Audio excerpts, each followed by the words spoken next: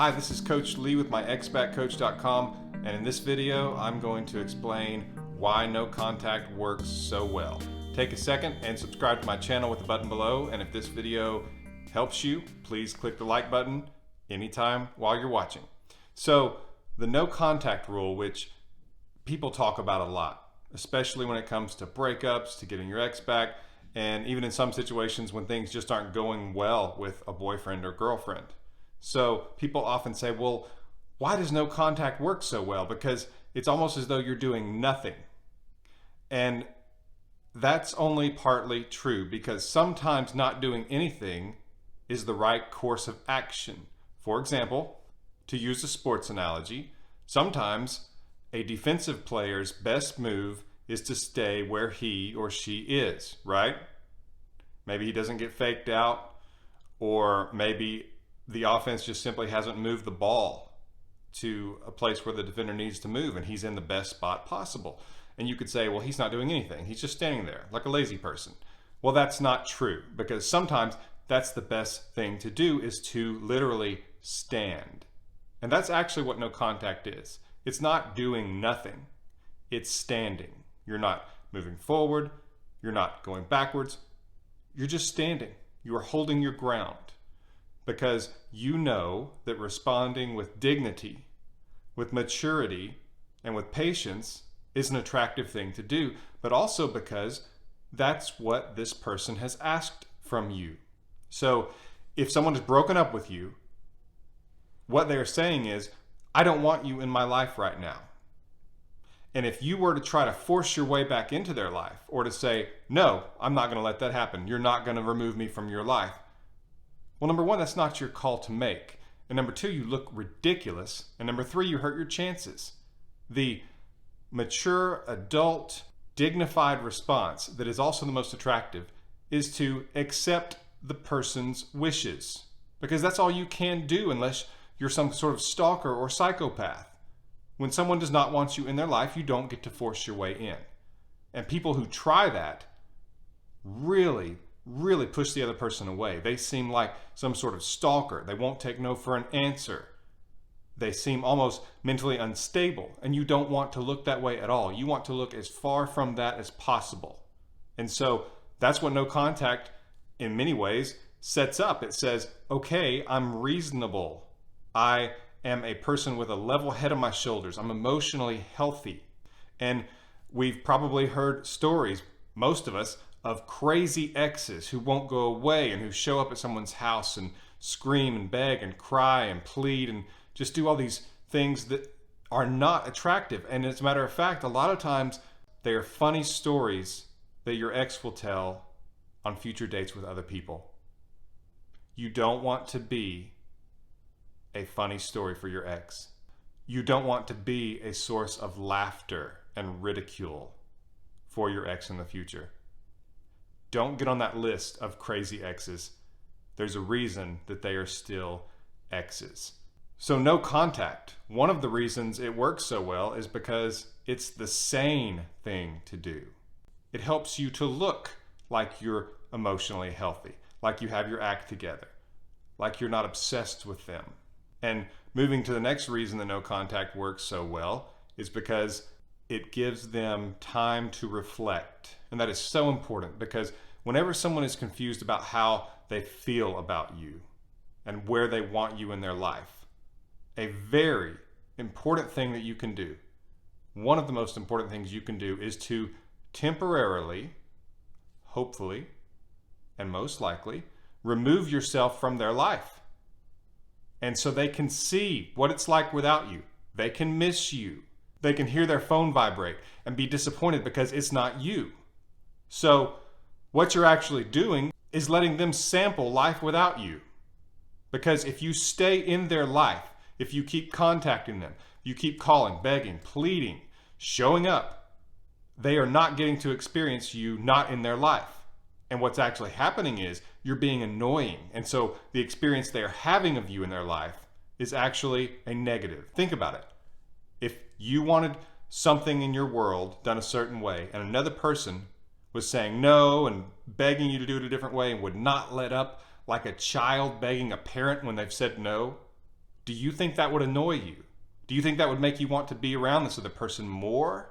No, it would make you want to be around them less. And so rather than give them the opposite of what they are asking for, no contact lets them have the breakup, which is so important because it shows, number one, that you are a patient person who will respect their wishes. You will not force them to do something they don't want to do.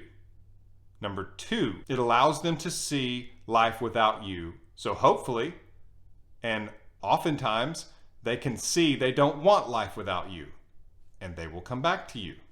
And third, it shows you take them at their word, which is so important. How many times have you ever been around someone and they will say something to get a reaction from you?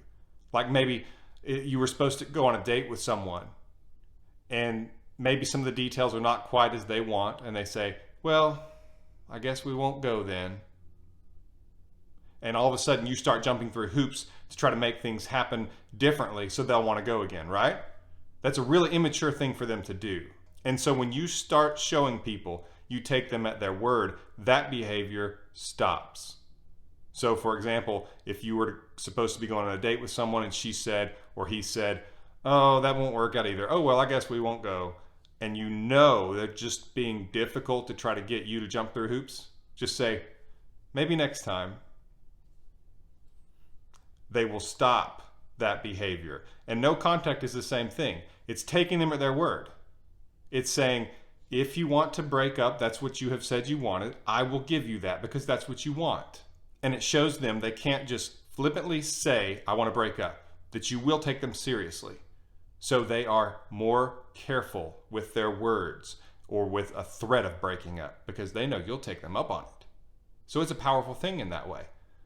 But it also builds several negative feelings in your ex of which you will be the source of relief. One of those is simply that they will be curious. What are you doing? Why have you not contacted them? Because a lot of times they expect you to reach out and to chase. They even want you to. And in one of my other videos, I say that, just because you don't give someone what they want does not mean you're doing the wrong thing. Or just because someone gets upset at you, it doesn't mean that you're going to lose them in your life. As a matter of fact, sometimes it actually works for the best. And in this situation, I know people who were upset when they broke up with someone and that person didn't chase them and beg and ask them to come back because they wanted that for their ego. But you know what? They ended up going back to that person because he was different. She was different. The normal post-breakup freak out is not attractive. And so when someone doesn't do that, it's actually a very attractive response to being dumped. Bet you didn't think you'd hear that one, that there is an attractive response to being dumped, and that's it. It's to say, okay, we're broken up, and back away.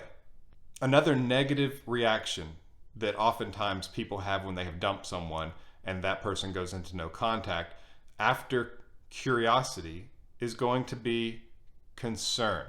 Because they wonder if you're moving on with your life. They wonder if it's really that easy, that you don't seem to be bothered by the breakup or that you're not chasing them down and begging. And it's a source of concern because they begin to ask themselves, have I done the right thing? Because they realize you are taking them seriously. You're not just lingering. You're not orbiting them, hoping maybe they'll change their minds.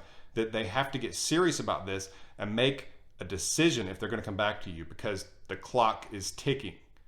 And that concern can often turn into fear, where they're just terrified in some cases that they have messed it up with you and that they can't get you back, or that it might be difficult to get you back, or that they better get to moving and reaching out to you or they're going to lose you. And that is usually when the person reaches out to you because they don't want to lose you. They realize that this was serious, that this wasn't just a light little thing that they did, but that they actually pulled the trigger on your relationship and that they could lose you. And that's oftentimes when they reach out. And those are negative things they have to feel if you really want them back.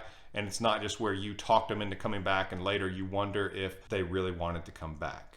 When they are afraid that they have lost you and they realize that they want you in their life and they got to see what it was like without you, and that you take them up on their word, and that you were patient and strong enough not to chase them down, a lot of times, I would even say most of the time, they come back to you because that is such an attractive response. And it really gives them something to think about and to realize and to help them see their future as a place they want you to be. So that's several of the reasons why no contact is so effective and works. Now, does it work in every situation? Of course not. Whoever has broken up with you, your ex, is not a math problem. I say that in a lot of my videos. And it's just so true. I can't guarantee it. No one can. And if they do, they're lying to you, because it's not a guarantee. It works a lot. It is extremely effective. There are other techniques that can help complement no contact, that make it more effective. And you can schedule a coaching call with me to discuss some of those.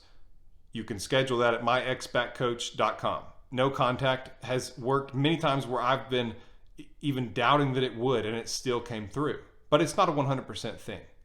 However, no contact also helps you, because you become stronger by staying true to no contact and not reaching out to your ex. It helps you become stronger, which makes you more attractive and can often get your ex back in that vein, because it's not just what it causes in your ex, but it's what it causes in you. And it actually makes you more attractive. It makes you a stronger person. And so it makes you more likely to get your ex back in that way, because you're a more attractive version of yourself. But it also makes it to where if your ex does not come back, you are a stronger person, you can move on, and it's a growing experience. I know that's not what you want to hear, but I did want to add that. Stay encouraged. This is a positive video saying that no contact works. It really does, not in 100% of cases, but very often it does. It is a great thing for you to do, and what I think you should do if you want to get your ex back. This has been Coach Lee with myexpatcoach.com. Please take a second and subscribe to my channel with the button below. And if this video was helpful to you, please click the like button. Again, you can schedule a coaching call with me at myexpatcoach.com. This has been Coach Lee. Thank you for watching.